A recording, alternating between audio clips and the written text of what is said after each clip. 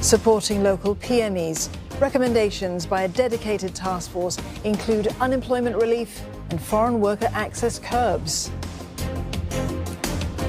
For a closer look, we're joined now by Patrick Tay, Assistant Secretary General at NTUC. Good evening, Patrick. Now, the task force has called for income relief for those who are involuntarily unemployed. Now, what safeguards should be in place for this to work, while perhaps avoiding, some of the downsides of unemployment welfare systems that we've seen elsewhere? Yes, based on our survey, those who do not support such unemployment support worry about moral hazards that comes with it.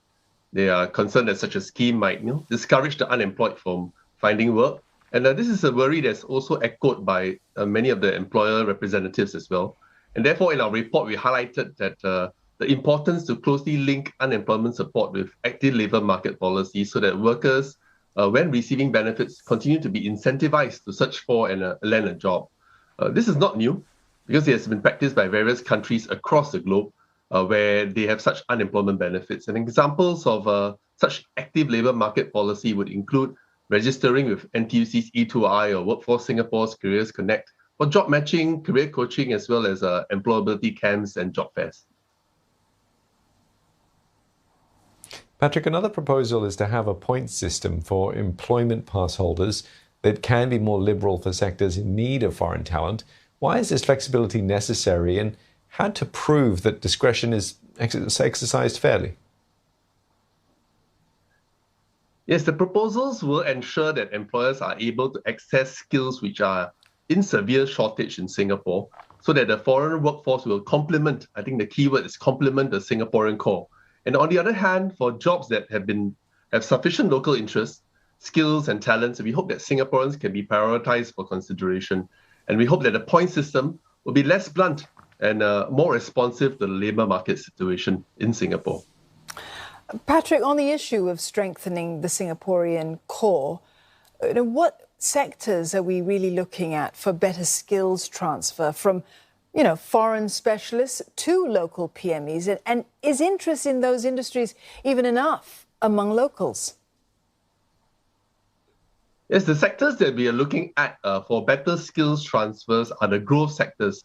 Those with niche skills and where there's significant interest amongst our locals. And based on the 2021 Market Outlook report of Randstad Singapore, three sectors, ICT, biomanufacturing and chemicals, and consumer sales and marketing will likely ramp up hiring despite an overall downturn of the jobs market.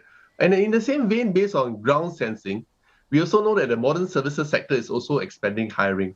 And then as businesses and consumers turn to digital platforms, there will be increase in demand for technologists and digitally adept and skilled professionals, particularly for the areas such as cybersecurity, data analytics, and cloud. And there are sufficient interest among locals in some of these sectors and jobs, but at the moment, there is a real need to facilitate the skills transfer as the demand of such talents in Singapore now currently outstrips the supply.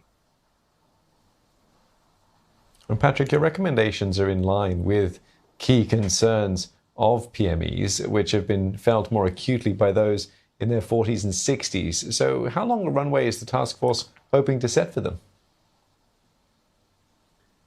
Yes, with our aging population, it's important for our PMEs to be able to work as long as they are keen and able to. And more importantly, we need to ensure they have a level playing field and fair opportunities to be employed regardless of their age. And we have sent the report and recommendations to the Minister of Manpower and hopes he will look into and consider our deck of recommendations and suggestions as they review, enhance, and of course promulgate upcoming manpower policies and legislation. But at the same time, Patrick, there is concern that, the skill sets that you mentioned there, including that of younger PMEs as well, it might be at risk of becoming obsolete at some point. Could you give us some examples of how that might happen? Yes, we all know that the half-life of skills these days is shortening across all sectors and hits certain sectors harder. One example is possibly the ICT sector, that we'll see the highest possibility of their skills and knowledge becoming obsolete with the accelerating and blistering pace of new technology, AI and machine learning. And digitalization, automation, coupled with a much lower touch economy in the next normal, We also put many routine and traditional jobs at risk, such as account and admin clerks, as well as those jobs which can be well replaced by AI, machines, and robotics. So it's important that the government, in partnership with NTUC and SNEF, help to consistently upskill and reskill our workforce so that their skills will remain relevant, particularly in this very fast-paced, fast-changing economic landscape. Still plenty to do to prepare for those future challenges. Patrick, thank you very much for that. Patrick Tay there, Assistant Secretary General at NTUC.